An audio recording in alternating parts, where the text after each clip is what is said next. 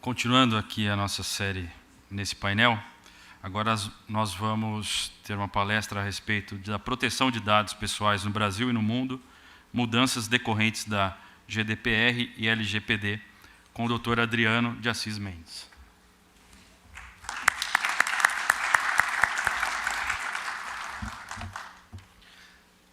Bom dia, pessoal. Grande prazer estar aqui. Uma honra estar nessa casa de novo. Agradeço ao Marcos da Costa, agradeço ao Dr. Vitor Hugo pelo convite mais uma vez e congratulo a mesa toda aqui na presença do Dr. Adalberto Simão, que foi meu professor e é uma pessoa muito querida. Se eu estou aqui hoje, também tem um pouquinho lá atrás do que ele falou na época, que aguçou a minha curiosidade nessa área de contratos na época e do que era novo, disruptivo. A gente nem sabia que isso ia acontecer. Bom, a tarefa aqui é hercúlea, né? Eu gosto de tirar fotos, eu tenho um filho de 5 anos, então eu tiro um monte de fotos dos meus filhos, e eu tenho muita dificuldade em separar uma foto só para dizer essa aqui é a foto do dia que eu vou mandar para o meu filho. E o que o Dr. Vitor pediu foi a mesma coisa. A gente está trabalhando nesse tema há mais de 2 anos, então eu tenho mais de 50 slides preparados, todos muito importantes e precisos para tratar desse tema, e ele pediu para que eu escolhesse poucos, né? Então a minha missão aqui vai ser acelerar, falar rápido. Tirem fotos, depois me mandem e-mail, vai ter meu link aí, para a gente compartilhar o conteúdo todo, mas aqui é só uma carga de informações, como a gente está acostumado na internet, e depois a gente compartilha com vocês esse material como um todo. Como o Dr. Alberto falou, uma palavra da moda agora, um jargão da moda é que dados são o novo petróleo, dados têm valor, né? Qual a diferença de uma coisa para o bem? Coisa é tudo aquilo que existe na natureza, e bem é tudo aquilo que existe na natureza e que, por algum motivo, eu consigo dar valor para ele. Então, o dado deixou de ser uma coisa, deixou de ser bits e bytes, um conjunto numérico de informações, e passou a ser algo valioso, passou a ser um bem. E nossos dados começaram a ser trabalhados de várias formas diferentes, até que a sociedade, né, o Bijus e Societas, resolveu falar, vamos tentar aqui botar um padrão nisso aqui tudo. Aqui são alguns casos, eu gostaria de falar sobre cada um deles, mas isso não é novo, tá? Isso vem acontecendo há muito tempo.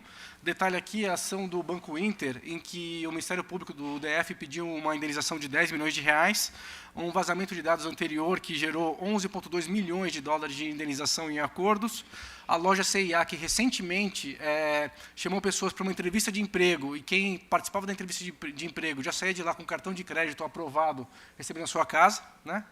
E para dizer que isso é passado, essa notícia de ontem, ou de anteontem já, onde a Apple mudou o novo algoritmo, inclusive seus termos de uso para a nova versão do aplicativo, e a partir de agora ela vai ajudar as empresas a saber se você comete fraude ou não, de acordo com o seu perfil de mensagens, e-mails que você troca e como você usa o dispositivo. Isso é muito interessante, mas se eu, usuário adepto do Android há anos, se eu comprar um iPhone hoje, quer dizer que eu não vou ter nenhum crédito, porque o meu risco é alto e eu não tenho nenhum perfil de compras positivas nem de mandar e-mails, né? E não queria falar de artigos, mas o artigo 20 da LGPD fala exatamente isso. A partir de agora, o titular de dados tem direito a pedir uma revisão por um humano de uma decisão feita de forma automática em relação ao seu risco, crédito e outras questões como essas que servem para fraude, né? Indo além, não é só falando de e-mail que a gente tem que se preocupar, né? Esse aqui é um antivírus que eu tenho, como o Dr. Vitor Hugo está oferecendo aqui para vocês hoje, que todos devemos usar, porque, como o Matias disse ontem, nossos celulares são mais potentes do que naves espaciais que chegaram até a Lua, e nossos celulares têm muitas informações privadas. Quando a gente baixa um aplicativo, esse aplicativo ele pode ter, sim, vulnerabilidades. Esse aqui é um exemplo que eu fui instalar semana passada, super legal, o aplicativo era legal, eu precisava do aplicativo, mas quando eu instalei, explodiu na minha tela essa mensagem do meu antivírus dizendo, opa, você tem certeza que você quer fazer isso? Além de tudo aquilo que o aplicativo disse que vai fazer, olha quantas coisas erradas, não previstas nos termos de uso dele, ele está pegando e pedindo também. Então, esse era um aplicativo que, apesar de ter uma finalidade boa, não foi bem feito. E isso fere um dos princípios da lei, agora que é o Security and Privacy by Design, né? Então, no momento do desenvolvimento de um aplicativo como esse, os desenvolvedores, para fazer o MVP, tem que se preocupar também se aquilo está seguro, se aquilo não vai colocar em risco a vida do usuário ou os dados do usuário como um todo. E, para quem não acha importante, dá para ver aqui, em 4 meses apareceram 55 problemas, ameaças de vírus no meu celular particular, que tentaram fazer, e 4.779 adwares e mensagens que foram bloqueadas no meu aparelho celular. Tá? Então, isso aqui não é estatística, só trouxe porque estava na tela também. O doutor Adalberto falou que isso começou no 11 de setembro. Sim, depois do 11 de setembro isso cresceu muito, mas as primeiras leis que tratam de proteção de dados ocorreram na década de 70, na Alemanha. A Europa já tinha uma diretiva, que é a diretiva 95 de 96, que tratava sobre proteção de dados. Depois disso, ela fez um convênio com os Estados Unidos, que chamava de Safe Harbor, onde já existia uma base de um XML para trocar dados entre fronteiras internacionais. E isso foi crescendo. Hoje, no mundo inteiro, temos mais de 100 países com legislações que tratam sobre proteção de dados. Inclusive, Estados Unidos, inclusive quase todos aqui, esse mapa de baixo são 100 países, né? Quase todos os países do mundo ocidental já têm alguma norma nesse sentido. E é interessante que o Edward Snowden, quando vazou os dados, já tinha uma lei americana que tratava disso, e quando aconteceu o caso do Panama Papers, o Panamá também já tinha uma lei de proteção de dados, ou seja, não é a lei que faz o negócio acontecer, né? Não dá. As leis do direito, elas não são, elas não criam uma barreira física que impedem alguém de vazar dados ou de fazer alguma coisa. Mas sim, essas leis são um ponto de partida para que a gente possa evoluir, né? E aqui, bem rapidamente, não vou falar sobre tudo, o que essa lei protege? Essa lei não protege dados empresariais, ela protege o usuário, ela protege a pessoa física que pode ser usada como mercadoria ou manipulada dentro de alguma informação. Então, dados pessoais são aqueles que têm uma atribuição direta, nome, RG, CPF, número do OAB, profissão, tudo que eu consigo congregar daquela pessoa para criar um perfil mercadológico dela, ou um perfil de consumo, ou um perfil de interesse, né? Mesmo que psicológico, eu posso fazer, a lei fala também de metodologias como a DISC, que eu posso dizer se aquela pessoa tem aptidão ou não para trabalhar comigo, e também dados sensíveis, que é religião, opção sexual, sexo e por aí vai, né? Aqui a primeira pergunta, essa lei não é só para, a primeira resposta, essa lei não é só para a internet, ela não cuida só do online, ela cuida para todo tipo de coleta de dados.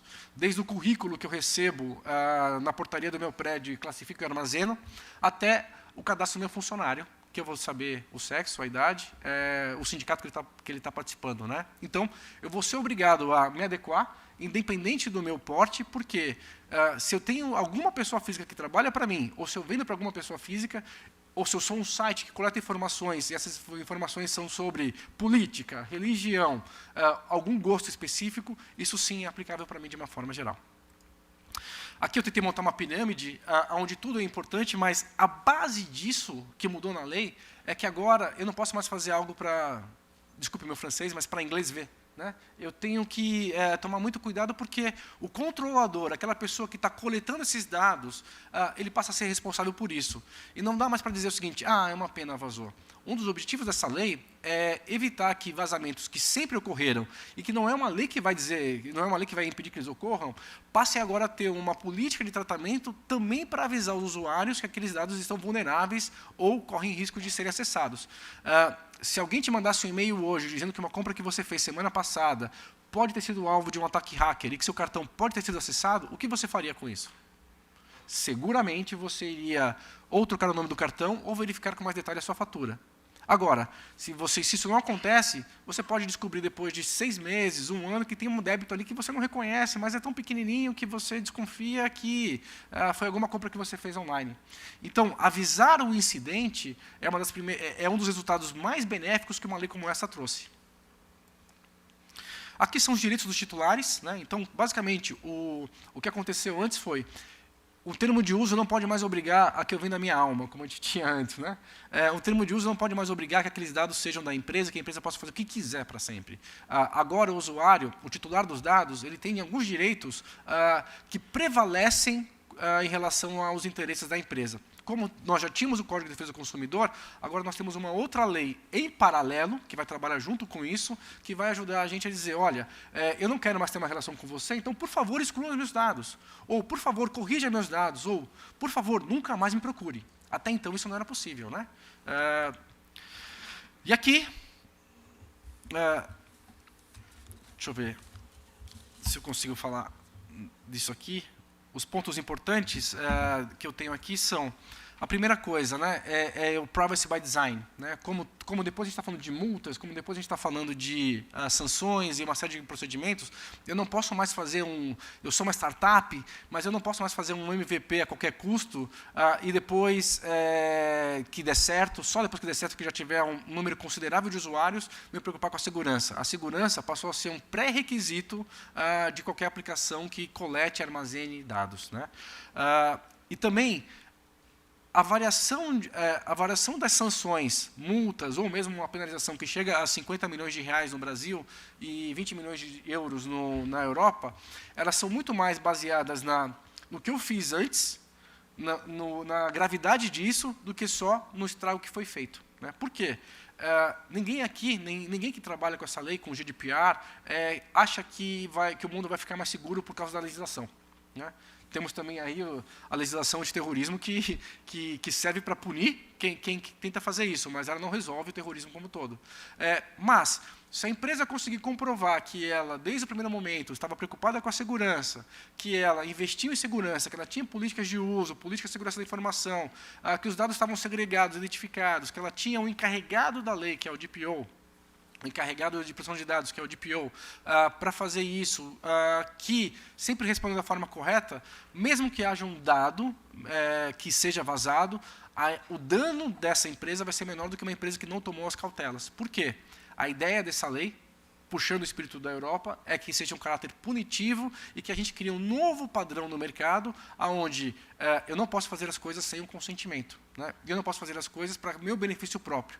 Os dois lados têm que ganhar, né? Se não há mais um almoço grátis no mundo, pelo menos essa conta tem que ser dividida e eu tenho que saber que eu sou o produto. Aqui são os pontos, não vai dar para falar sobre todos eles pelo tempo, mas aqui são os principais pontos. Eu queria só mencionar também que, como o doutor Adalberto disse, nós temos aqui um novo mercado de trabalho, nós temos aqui um novo campo de atuação, mas nós não podemos dizer que o jurídico é mais importante do que a área de TI. Então, a gente vai ter que trabalhar junto com outros departamentos, com outras empresas, como marketing, produtos, tecnologia, segurança da informação, para entender o que é o dado, entender como protegê-lo e também fazer o que a gente chama na área de TI de XML, né? O vai e volta dessa informação para o lugar correto. Porque, senão, a gente pode ter ótimos códigos de conduta, a gente pode ter a melhor política de segurança da informação. E, na prática, o carinha da TI lá nem sabe que você existe, que você é parte da empresa também, né? Outras questões bem interessantes que a gente tem aqui é que não adianta eu fazer isso agora e arquivar na gaveta, como é o tal do PPRA e pensamento social das empresas, né, que a gente faz uma vez por ano e o médico nem... em alguns casos, o médico nem aparece mais na empresa e só manda o mesmo laudo para sempre, né? Isso aqui passa a ser uma rotina de análise, verificação, condutas para que a gente tenha... Chegou meus 3 minutos. Só tem mais 45 slides, pessoal, fiquem tranquilos. Isso aqui tem que ser uma rotina, tem que ser uma conduta, tem que ser parte do meu trabalho, do nosso trabalho, porque se eu comprovar que eu fiz algo no começo, mas que eu não me mantive atualizado, que eu não fiquei atento às vulnerabilidades, eu vou sim ser multado e eu vou sim ter muito problema com isso, né? Os outros pontos a gente pode conversar depois, cada um deles, tem vários slides para cada um deles. Sobre o DPO, o Data Protection Officer, é uma nova figura, é um novo cargo que foi criado pela legislação europeia, pela GDPR. O Brasil já trouxe essa mesma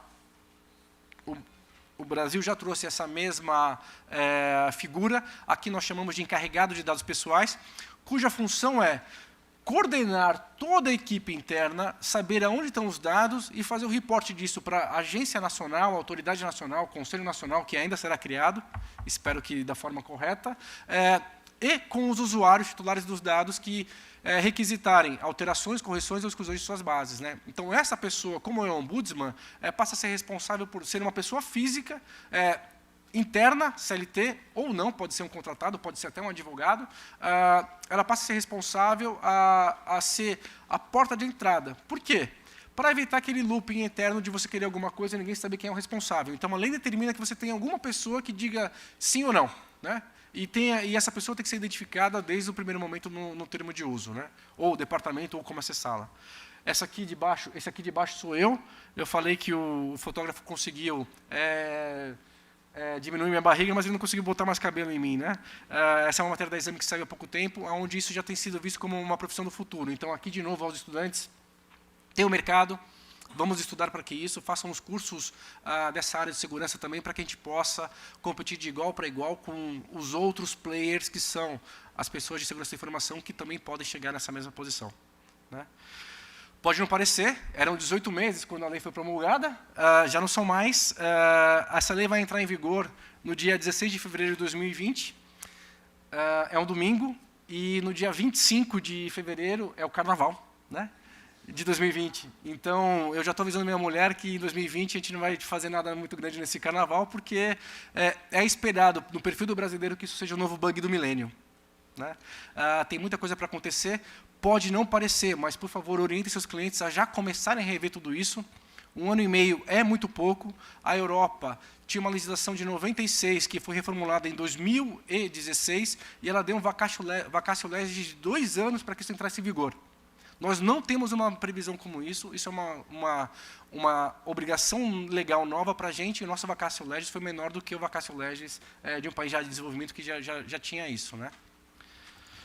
Para terminar, aqui também tem algumas ideias de como nós, advogados, podemos trabalhar nessa área como um todo, né? Basicamente, é muita consultoria, muito parecer, muita revisão.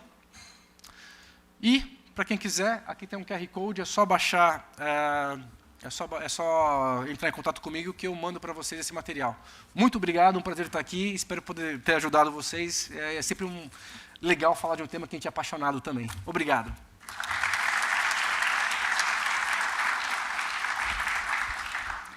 Doutor Adriano, excelente, muito bom. E acho que fica 2 palavras-chave para nós advogados, né? Compliance e governança. Em 1 ano e meio nós temos que cuidar para que a legislação, quando for aplicada, todos já tenham conhecimento. E cabe a nós todos fugirmos um pouquinho da nossa área para ir ampliar os conhecimentos também na área de proteção de dados, que é muito importante. Bom,